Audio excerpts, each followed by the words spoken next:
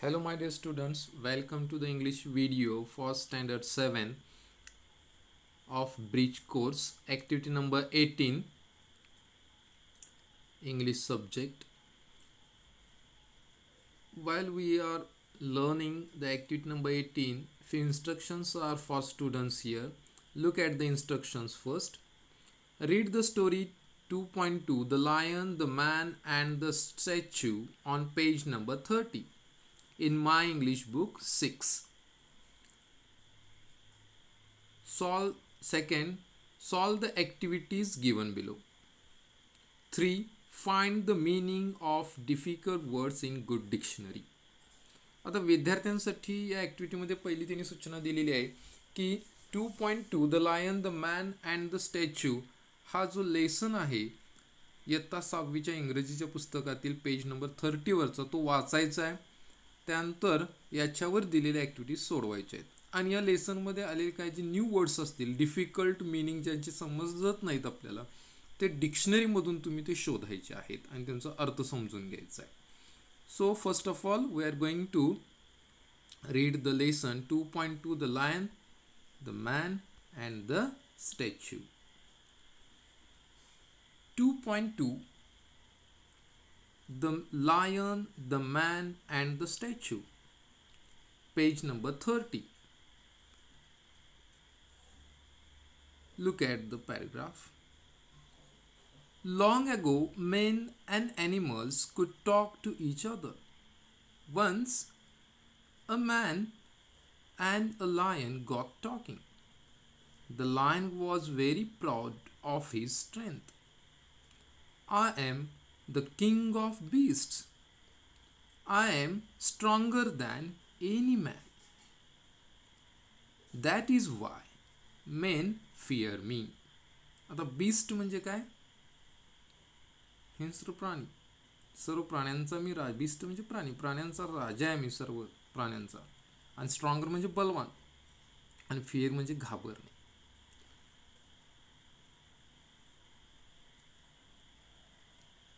Long ago man and animal could talk to each other. खूप वर्षांपूर्वी प्राणी आणि माणसं एकमेकांशी बोलत होती. Once a man and a lion got talking. एकदा सिंह आणि माणूस बोलत होते. The lion was very proud of his strength. सिंहाला त्याच्या शक्तीचा ताकदीचा खूप गर्व होता. तो म्हणाला I am the king of beast. मी सर्व प्राण्यांचा राजा आहे. I am stronger than any man. कोणत्याही माणसापेक्षा मी खूप बलवान आहे. That is why men fear me. आणि म्हणूनच माणसं मला घाबरतात. The man was also proud of his intelligence.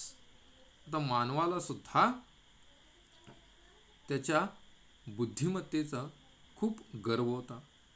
Don't forget that men are more intelligent than you R.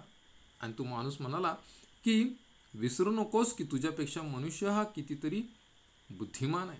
And that is Y they can Hunt you or capture you. आणि म्हणूनच ते तुझी शिकार करू शकतात आणि तुला पकडू शकतात, तुला बंदी करू शकतात. They both began to argue about who was greater. आणि दोघेजण कोण महान आहे याच्यावर एकमेकांशी वाद करत होते. त्यांचा वाद सुरू झाला. At last the man took the lion to a statue in a big garden. शेवटी माणसानं त्याला एका बागेत नेलं सिंहाला आणि तिथं एक स्टॅच्यू होता. तो त्याला मोठा स्टॅच्यू एक मोठ्या बागेमधला तो दाखवला. It showed the great hero Hercules standing proudly with a dead lion at his feet. आता तो स्टॅच्यू हर्क्युलसचा होता आणि हर्क्युलसच्या पायाखाली एक मोठा सिंह त्यानं ठार केलेला होता आणि तो त्याच्या पायामध्ये होता आणि त्याच्यावर गर्व करणारा असा हर्क्युलस अशा बलवान व्यक्तीचा पुतळा तो होता. See this statue proves that men are greater, claimed the man. आणि त्या पुतळ्याला दाखवत माणूस म्हणाला बघ हा पुतळा दर्शवतोय की मनुष्य हा किती महान आहे तुझ्यापेक्षा, सिंहापेक्षा. Not at all, the lion replied quickly. लगेचच सिंहानं उत्तर दिलं नाही, अजिबात नाही. This only shows that the statue was made by a man.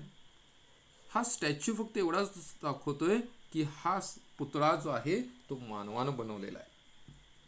If Lions made statues, जर मानवानं सिंहानं जर हा पुतळा बनवला असता, they would show the lion standing and the man lying dead under his paws. paw म्हणजे पंजे. जर सिंहानं पुतळा बनवला असता तर सिंह उभा राहिलेला आणि सिंहाच्या पंजाच्या खाली मनुष्य मेलेला हा दाखवला असता. From this story we can see that the story depends on the storyteller. He story ऐकल्यानंतर आपल्याला असं लक्षात येते की ही कथा सांगणाऱ्याच्या वर अवलंबून असते. म्हणजे कथा सांगणारा हा कशा पद्धतीने सांगतोय त्या पद्धतीने तो कथा आपलं मत त्या कथेतून व्यक्त करत असतोय. When someone else tells the same story, जर दुसरं कोणी जर हीच कथा सांगणार असेल, they tell it from their point of view. ते त्यांच्या दृष्टिकोनातून ती कथा सांगण्याचा प्रयत्न करत असतात. So this is the story. Let's learn the activity. Learning activity 2.2 the lion, the man and the statue. My English book 6 page number 30. आत्ताच आपण लेसन वाचलेला आहे. आता तो लेसन वाचल्यानंतर आता त्याच्यावर ॲक्टिव्हिटी सोडवायचे. 1. Read the story and say whether the following statements are true or false. आता कथा वाचून झाल्यानंतर खालील वाक्य वाचायचे आहेत आणि ती ट्रू सत्य आहेत का आणि फॉल्स चुकीचे आहेत का हे तुम्ही शोधायचं आहे आणि त्या वाक्यांच्या पुढे ट्रू ऑर फॉल्स असं वहीमध्ये लिहायचं आहे. Long ago man and animals कुड लुक ॲट इच अदर. खूप वर्षांपूर्वी मनुष्य आणि प्राणी एकमेकांच्याकडे बघत होते. ट्रू आहे का फॉल्स हे तुम्ही शोधायचं आहे आणि लिहायचं आहे. I am just telling you the meaning of that sentences. मी फक्त तुम्हाला त्या वाक्यांचे अर्थ समजावून देतो. Second, the lion was very proud of his strength. सिंहाला त्याच्या ताकदीवर खूप गर्व होता. Third, the man was also proud of his strength. त्या माणसाला सुद्धा त्याच्या ताकदीवर खूप गर्व होता, अभिमान होता. 4. They both began to argue about who was taller. ते दोघे जण वाद करू लागले की सर्वात उंच कोण आहे. आता हे वाक्य सत्य आहे का असत्य, ते ट्रू आहे का फॉल्स हे तुम्ही शोधायचं आहे. 5. If monkeys made statues. जर माकडानं पुतळा बनवला, they would show the lion standing and the man lying dead under his paws. तर त्या माकडाच्या पायाखाली सिंह उभा राहिलेला आणि मनुष्य हा मेलेला त्याच्या पायाखाली पंजाखाली दाखवला जाईल. हे वाक्य सत्य आहे का असत्य ते तुम्ही बघायचं. Question number 2. Find and label the following in the picture on page 30. आता इथं काय केलेले आहेत बघा. तुम्हाला 4 सेंटेन्सेस दिलेले आहेत आणि हे लेबल्स तुम्ही पेज नंबर 30 वरील पिक्चर्सना द्यायचे आहेत. म्हणजे तिथं लिहायचं आहे ते चित्रामध्ये. 1. The lion in the jungle. जंगलातील सिंह. Number 2. The lion in the statue. पुतळ्यातला सिंह कुठं आहे ते चित्रात दाखवायचं तुम्ही आणि त्याला ती नावं द्यायची चित्राला, जसं आकृतीनं नावं देता तुम्ही बाण दाखवून तसं. 3. The trees. झाडे कुठं आहेत झाडेच्या चित्रात ती दाखवायचे तुम्ही. 4. The man in the statue. त्या पुतळ्यामधील माणूस कोणता आहे ते दाखवायचं आहे. Number 3. List the things from the story that can never happen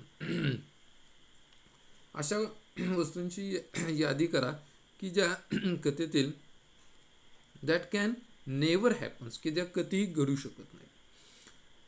for example men and animals talk to each other की मनुष्य आणि प्राणी हे एकमेकांशी बोलतात, हे कधी घडू शकत नाही.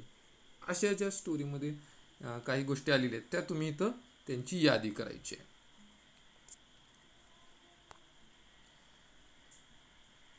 Number 4 find 5 adjectives.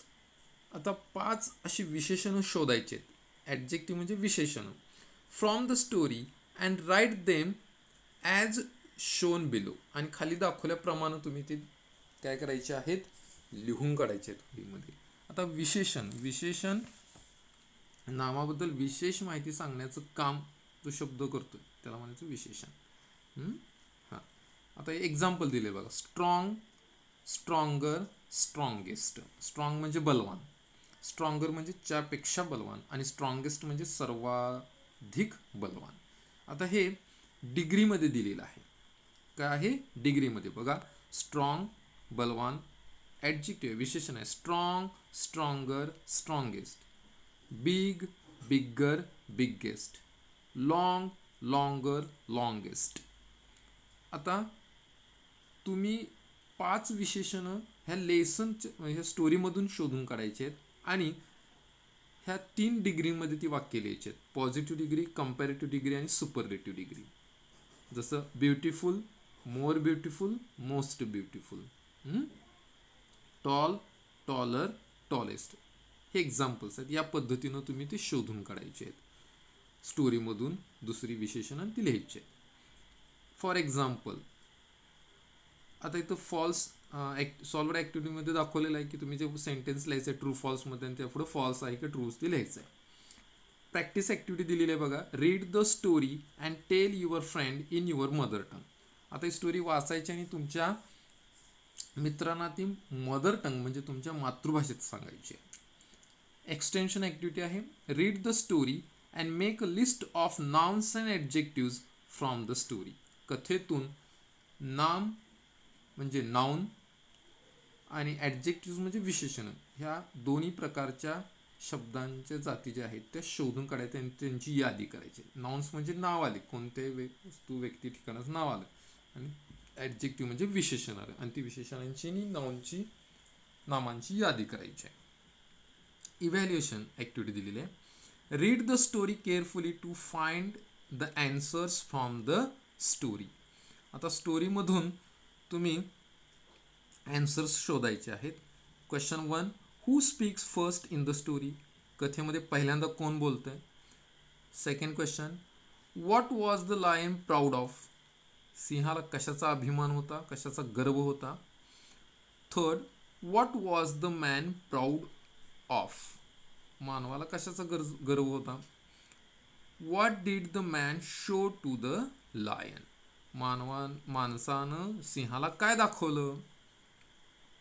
Fifth who speaks last in the story. शेवटी या कथेमध्ये कोण बोलतं. तर या प्रश्नांची उत्तरं तुम्ही या स्टोरीमधून फाइंड आउट करायची आहेत. आणि इथं तुम्हाला दीक्षा ॲपची व्हिडिओची लिंक, बालभारतीच्या पुस्तकाची लिंक या स्टोरीशी कथेशी रिलेटेड दिलेली आहे. ती तुम्ही तिथं व्हिजिट देऊन अभ्यासू शकताय. आता टुडे आय लर्न, आज आपण काय शिकलो. I can note down the important points while reading. आता हे वाचन करत असताना काही महत्त्वाच्या गोष्टी मी नोंदी करून घ्यायला शिकलो आणि तुम्ही ते वाचन करत असताना नोंदी करून ठेवायचे आहेत. So this is the activity number 18. I hope you understood it properly. मला आशा आहे तुम्हाला ही व्यवस्थित समजली असेल. जर हा व्हिडिओ तुम्हाला आवडला असेल तर लाईक शेअर करायला विसरू नका आणि चॅनलला सबस्क्राईब नक्की करा. थँक्यू.